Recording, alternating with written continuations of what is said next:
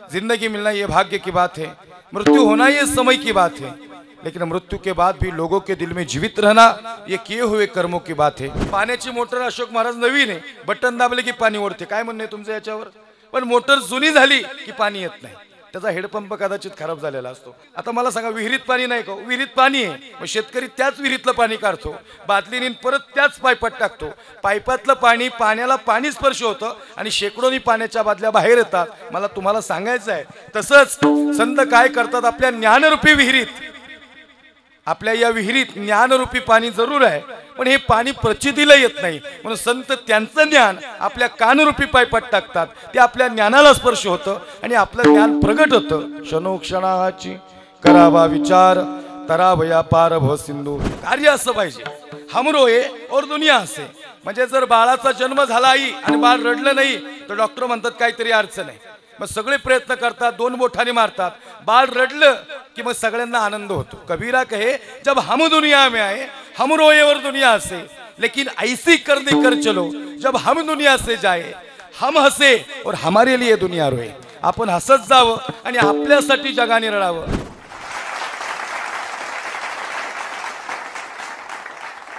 क्षणोक्षणाची करावा विचार, तरावया पार भव सिंधू।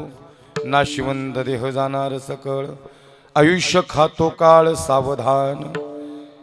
प्रस्तुत प्राप्त स्थळी प्राप्त प्रसंगी हरिकीर्तन रूपी सेवेकरता सादर केलेला अभंग महान भगवत भक्त पंचवेद निर्माते वैराग्य संपन्न सदैव वैकुंठाला जाणारे तसेच सुंदरदय सम्राट छत्रपती शिवाजी महाराज यांचे असणारे गुरु श्रीमंत श्री संत श्रेष्ठ जगद्गुरु तुकोबार यांचा अभंग असून, प्रस्तुत अभंगात श्रीमंत श्री संत श्रेष्ठ जगद्गुरु तुकोबाराय या ठिकाणी पारमार्थिक स्वरूपाचा विचार प्रगट करत असताना या मनुष्य देहाला पारमार्थिक स्वरूपाचा उपदेश करतायत। कार्यक्रमाचा अल्पसा परिहार असा ज्या निमित्तानं सजना वाचक कीर्तन समर्पित होत आहे। आदरणीय स्वर्गीय विष्णू वसंत कडदेशमुख या बाबांच्या तृतीय पुण्यस्मरणानिमित्तानं आज या कार्यक्रमाची या ठिकाणी संपन्नता होते। ही सेवा या ठिकाणी मला सुपूर्द होत असताना माझे परमार्थ स्नेही आदरणीय सामाजिक कार्यकर्ते आणि युवा उद्योजक आदरणीय मिलिंददादा कडदेशमुख यांनी या ठिकाणी संपर्क साधला आणि मिलिंददादांच्या या विशेष संपर्कातून या ठिकाणी ही सेवा मला प्राप्त झाली। त्यांचा हृदयातून अंतःकरणातून या ठिकाणी धन्यवाद आहे। आज आदरणीय बाबांचं तृतीय पुण्यस्मरण आहे। संतोष महाराज, आपण रोज कीर्तनात आहोत, आम्ही रोज अनुभव पाहतो की पहिलं पुण्यस्मरणापर्यंत लोक कार्यक्रम करतात, पण द्वितीय पुण्यस्मरणानंतर मग घरगुतीच कार्यक्रम ठेवतात। तरी या कड परिवाराने या ठिकाणी बाबांची त्यांच्यावर असणारी या ठिकाणी आशीर्वाद आहेत, त्यांची पुण्याई आहे, म्हणून या ठिकाणी हा कडदेशमुख परिवार आज अनुकूल परिस्थितीत आहेत, सर्व जिथले तिथं आहे आणि याही नंतर या ठिकाणी हे चांगले कार्यक्रम केल्यानंतर ती बाबांची कृपादृष्टी त्या परिवारावर राहणार आहे, लेकरांच्या या ठिकाणी आयुष्यात राहणार आहे आणि म्हणून या ठिकाणी आदरणीय या ठिकाणी बाबांचं जाणं झालं। या परिवाराला फार मोठं दुःख आहे, कारण परदुःख हे शीतल आहे, पण ज्यावेळेस दुःख स्वतःचं असतं त्यावेळेस या दुःखाची तीव्रता फार मोठी असते। कारण हे दुःख तुमचं माझं नाही सजन हो, हे आमचं स्वतःचं नाही आहे, हे दुःख या परिवाराचं आहे। म्हणून या परिवारानं या ठिकाणी बाबांचा सहवास अनुभवलेला आहे, त्यांचा आवाज, त्यांचा चेहरा आणि त्या सर्व गोष्टी आज त्यांच्या सोबत आहेत। जिंदगी मिलना ये भाग्य की बात है, मृत्यु होना ये समय की बात है, लेकिन मृत्यु के बाद भी लोगों के दिल में जीवित रहना ये किए हुए कर्मों की बात है। त्यांनी केलेलं कर्म, त्यांनी केलेलं कार्य या ठिकाणी लोकांच्या हृदयात घर करून गेलंय आणि म्हणून या ठिकाणी महाराज अभंग श्री तुकोबार यांचा आहे। क्षणोक्षणाची करावा विचार, तरावया पार भव सिंधू। नाशिवंत देह जाणार सकळ, आयुष्य खातो काळ सावधान। सावधानतेचा इशारा तुकोबार यांनी अभंगाच्या दुसऱ्या चरणात दिलाय, पण तू प्रथम चरणात मनुष्य देहाला विचार करायला सांगितलाय। कारण परमार्थाचा विचार करू शकतात, तर परमार्थाचा विचार कोण करू शकतं? तर श्री तुकोबार यांचं म्हणणं आहे की जन्माला आलेला हा मनुष्य देह याला पारमार्थिक स्वरूपाचा विचार करेल। हा विचार कुणाला करायला लावला? विचार कोणी करावा, विचार का करावा, विचार कोणता करावा आणि विचार नाहीच केला तर चालणार नाही का? या दोन तीन गोष्टींचा प्रश्नांचं उत्तर म्हणजे आजचा अभंग आहे। विचार कोणी करावा, तर विचार मनुष्य देहानं करावा, कारण बाकीच्यांच्या देहात विचार करण्याचं ज्ञान नाही, हे विचार करण्याचं ज्ञान, हे सामर्थ्य कुणाचं आहे? हे मनुष्य देहात लक्ष नाही का? आणि म्हणून विचार कोणी करावा तर मनुष्य देहानं करा। बाकीचे सगळे देह पशु काय पाप पुण्य जाणती, पशुला पाप आणि पुण्याचं या ठिकाणी ज्ञान नाही, हे ज्ञान कुणाला आहे? तर हे ज्ञान मनुष्य देहाला आहे। आणि म्हणून सजन हो, विचार कोणी करावा तो मनुष्यानं करावा, कारण वाया मनुष्य पण भारव आहे वृषभ। बैलाला कळलं असतं त्याच्या पाठीवर बोजा कशाचा आहे त्याला बैल का म्हणतील. संतांची भाषा आहे वाया मनुष्य पण भार वाहे वृषभ. याचं कारण असं आहे. मग बिरादार गुरुजी की आपण पहिल्यापासून कथा ऐकत आलो, गोष्ट ऐकत आलो. गाढवा मागं गाढव निघालं, गाढवा मागं गाढव निघालं. पुढचं गाढव मागचं गाढव एकामेकाच्या तोंडाकडे बघायचं. दोघं बी ऐटीत निघाले. असंच पावसाचं वातावरण, नदीला पाणी आलं. मधून नदीतून जायचं म्हणून विचार केला. मी काय सांगितलं, विचार इतर देह करू नाही शकत. आपल्याला माहिती आहे आपल्याला जन्म का दिलेला आहे, मनुष्य देह विचार करू शकतो. आणि मग दोन्ही गाढवं एकमेकाच्या तोंडाकडे बघायची, पुढे जायची. एका गाढवाच्या पाठीवर मिठाची गोणी आणि मागच्या गाढवाच्या पाठीवर कापसाची गोणी. ऐकली ना गोष्ट? परत गोष्ट सांगायला आलेलो, फक्त याच्यातला सिद्धांत घ्या. हा तसा तर दृष्टांतच आहे, सांगायचं तात्पर्य. आणि मग पुढचं गाढव निघालं, मागचं गाढव बी निघालं. पुढचं गाढवाकडे आता पाण्यात जाऊन बसलं. आणि पाण्यात गेल्यावर मिठाचा पाण्याचा संबंध आल्यावर काय झालं बाबा अशोक महाराज, मिठाचा पाण्याचा संबंध आल्यावर पाणी झालं. ते पाणी झालं, ते गाढव आयटीत उठून चालायला लागलं. ते मागच्या गाढवाने बघितलं.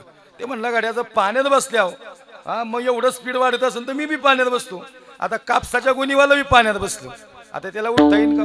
ते कापसाचा आणि पाण्याचा संबंध झाला आणि ते कापूस जड झाला. आता त्याला हाय ते बी वजन जड झालं. मला काय सांगायचंय, तो म्हणला त्यांनी जे केलं ते बघायला गेलो आणि तसं करायला गेलो म्हणून असं झालं. पण त्याला जर कळलं असतं त्याच्या पाठीवर कापसाची गोणी आहे तर त्याला गाढव का म्हणतील? नाही कळलं का तुम्हाला? आपल्याला देह कशाचा दिलाय? मनुष्याचा दिलाय. पण मनुष्याचा देह दिलाय म्हणून विचार करायला मनुष्यालाच सांगितलाय. इतर देह विचार नाही करू शकत.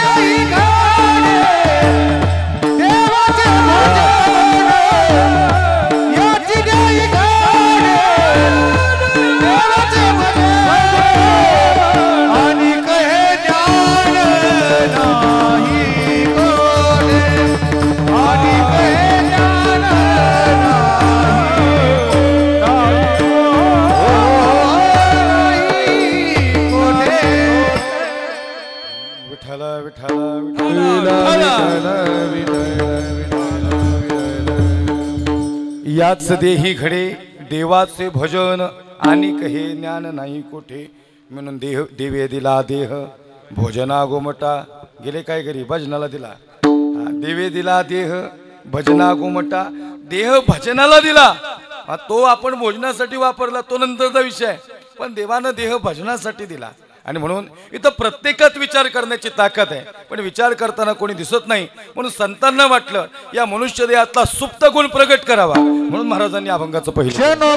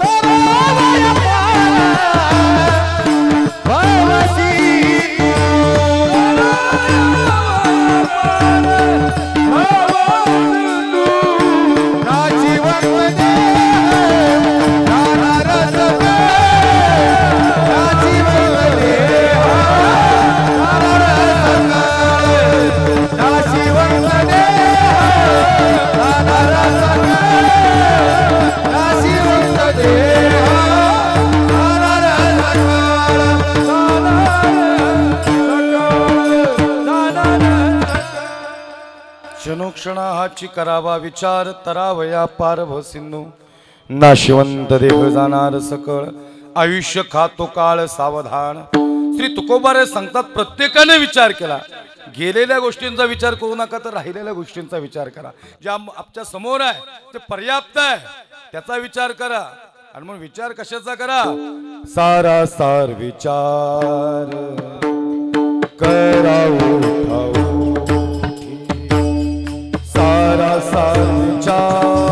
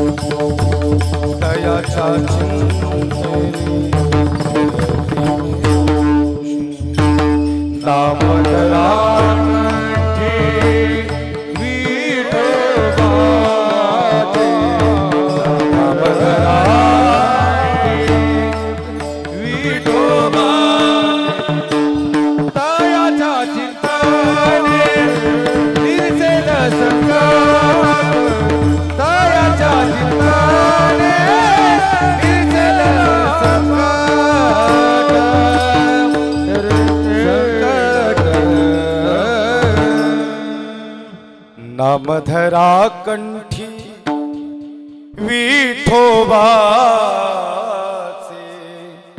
सारा सार विचार करावं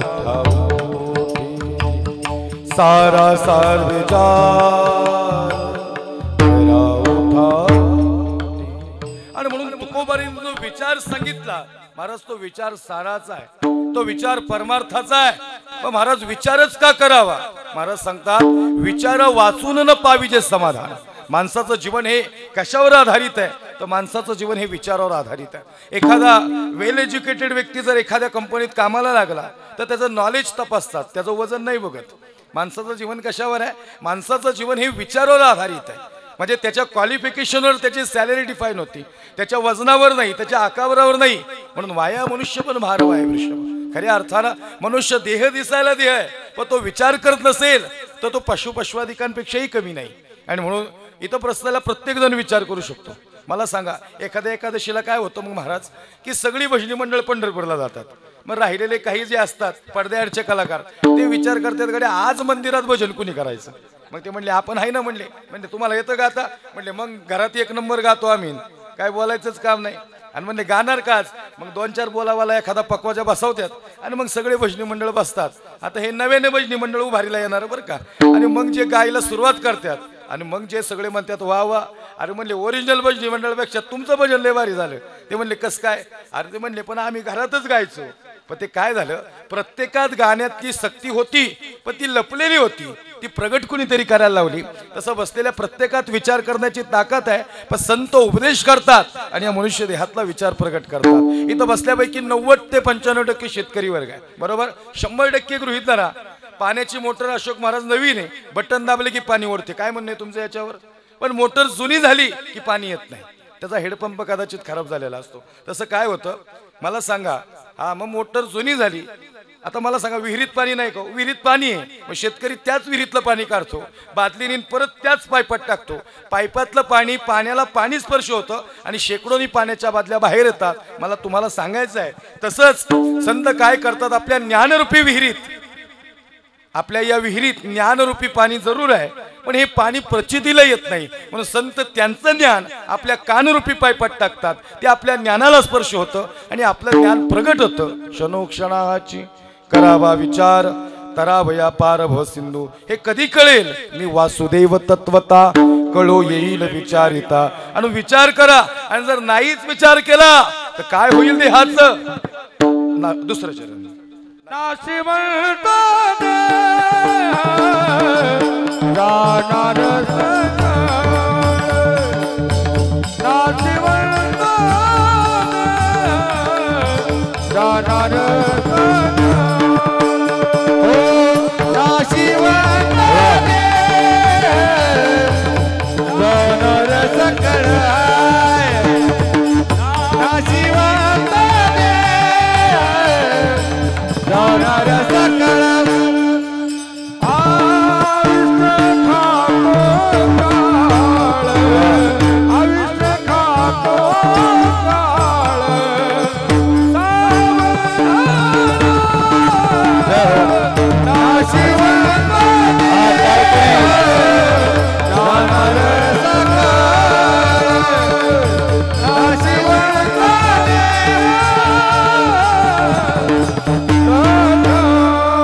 जाणार सकळ नाशिवंत देह जाणार सकळ, आयुष्य खातो काळ सावधान. जर विचार नाही केला, विचार कोणता आहे तो ऐका बघा. काही विचार दुःखदायी आहे, काही विचार असे जे दुःख देतात, काही विचार निरर्थक आहेत आणि काही विचार हे आत्मनात्मक आहे.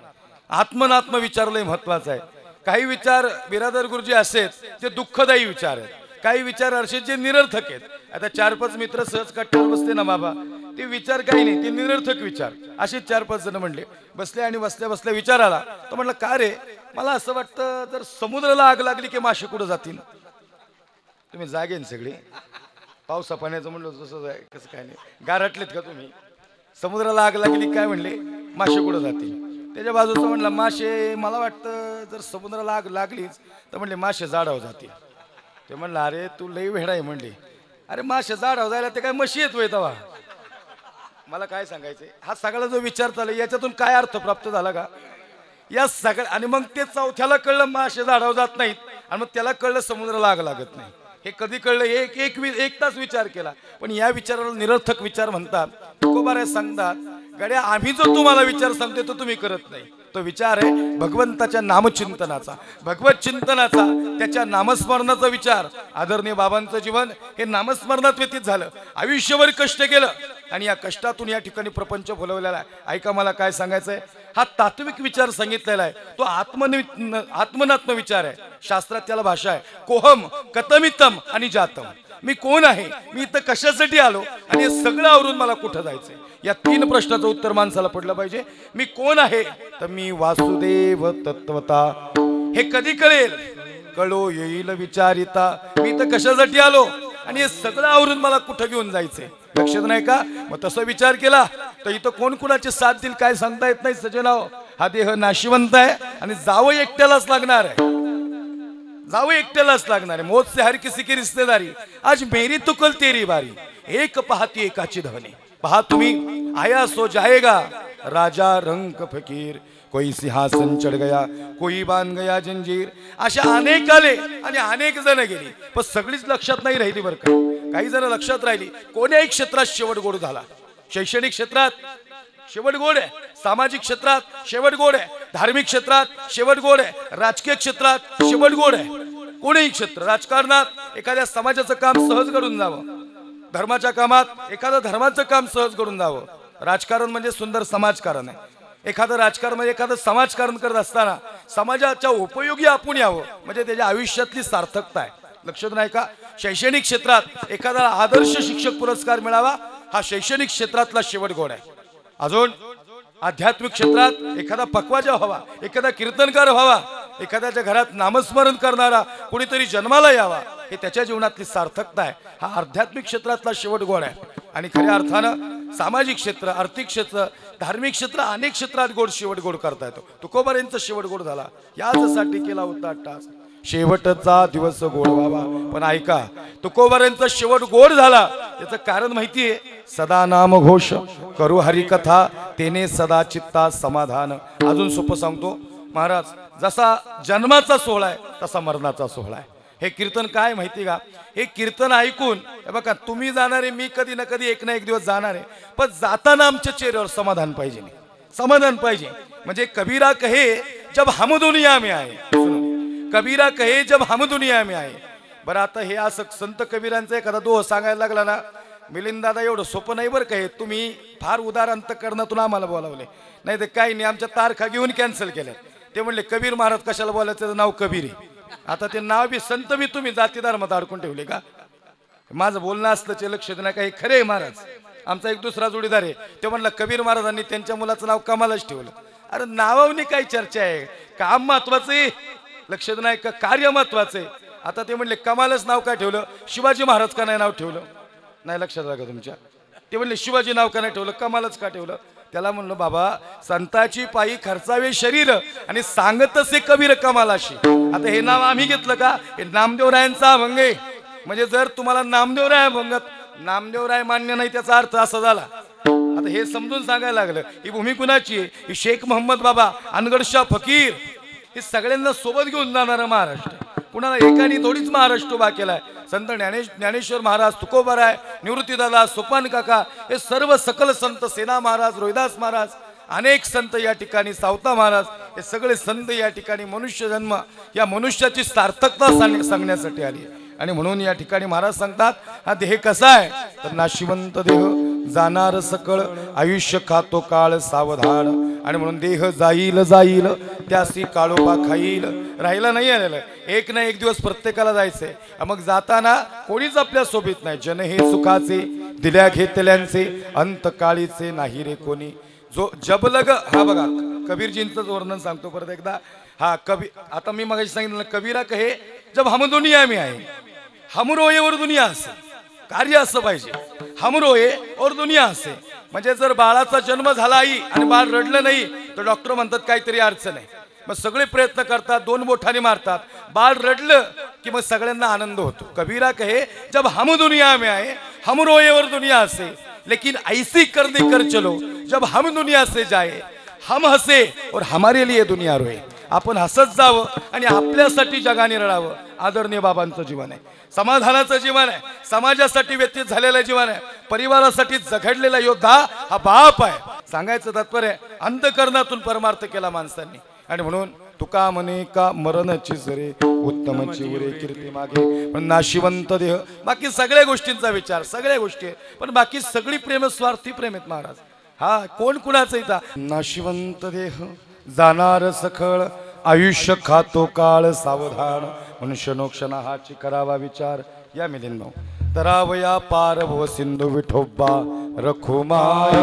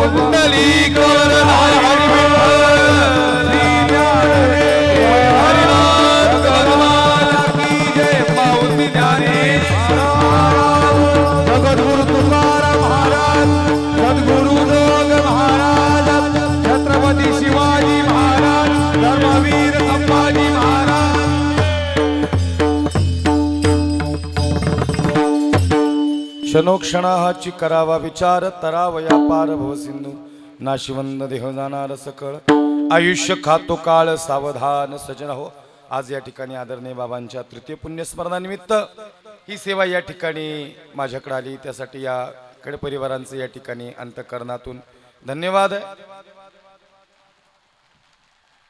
हे जे तृतीय पुण्यस्मरण आहे, आदरणीय स्वर्गीय विष्णुदादा वसंत कड देशमुख, आणि ही सेवा या ठिकाणी आपल्या भागातील सामाजिक कार्यकर्ते ज्यांच्या अंतःकरणात या ठिकाणी समाजाविषयी फार चांगलं करण्याची ओढ आहे, असे या ठिकाणी मिलिंददादा कडदेशमुख या ठिकाणी यांनी संपर्क साधला.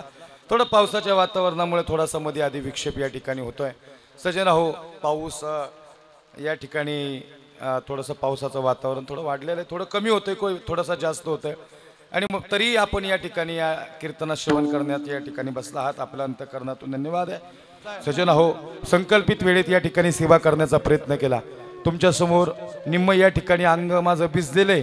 काय झालं माहिती का, या ठिकाणी तरी तुम्ही पण एवढ्या पावसात बसते, तुमचंही या ठिकाणी खरं धन्यवाद आहे. मिलिंद भाऊ, तुमच्या हृदयाची धाकधूक होती, माणसं येतील का नाही, काय माहिती का, लई प्रेम आहे हो, लई फोन केले भाऊंनी. एवढ्या व्यवसायात लई त्यांचं शेड्यूल पूर्ण बिझी असतं, पण त्यांचं एकच म्हणणं असतं, आमच्या गावासाठी, आमच्या परिसरासाठी, या माणसांसाठी महाराज मला काहीतरी करायचं. मला नेहमी असं वाटतं, नेहमी तर, आणि प्रचंड वाचन आहे. एक युवक व्यक्ती आहे आणि वाचनच माणसाला वाचू शकतं, लक्षात नाही का. प्रचंड वाचन आहे, प्रचंड ग्रंथांचा अभ्यास आहे त्यांच्या. मी मगाशी टी शर्टवरून मी त्यांना ओळखलं नाही, पण गडी खऱ्या अर्थानं महाराज, चांगल्या माणसाचं कौतुक आपण केलं पाहिजे, मोठ्या मनानं केलं पाहिजे. म्हणजे महाराज, ही सगळी ज्येष्ठ माणसं, आमचं गाव, आमचा परिवार, हाच आमचा मोठा परिवार आहे. आज यांच्यासाठी काहीतरी करण्याची जिद्द आहे, आणि म्हणून भाऊ तुमचं हृदयातून धन्यवाद आहे. आज तुम्ही वडिलांची आठवण केली. तुम्हाला सांगतो, खरंच ते वरतून तुम्हाला आशीर्वाद देत असतील. तुमच्या प्रत्येक कामात तुमच्या आदरणीय बाबा तुम्हाला यश देतील. तुमच्याकडून, तुमच्या लेकरांकडून, या परिवाराकडून हे काम घडल. आणि म्हणून या सर्व या ठिकाणी सज्जनांना अंतःकरणातून धन्यवाद देतो. झालेली सेवा परमेश्वराच्या चरणी या ठिकाणी समर्पित करतो. बोलताना काही चुकला असेल, वाणीतून एखादा शब्द गेला असेल, या ठिकाणी सगळ्यांच्या अंतःकरणातून माफी मागतो. सर्व वारकऱ्यांचं, सर्वांचं या ठिकाणी हृदयातून धन्यवाद. आणि माझ्या वाणीला पूर्णविराम देतो. ज्ञानेश्वर माऊली महाराज माऊली, ज्ञानेश्वर माऊली, माऊली ज्ञानेश्वर माऊली, तुकाराम तुकाराम तुकाराम तुकाराम तुकाराम तुकाराम तुकाराम तुकाराम तुकाराम तुकाराम तुकाराम तुकाराम तुकाराम तुकाराम तुकाराम विठ्ठल जय जय विठ्ठल जय जय बोलिले कुरे रे वागुले उतरा क्षमा पराध महाराज. नाही विचारी लादे कारण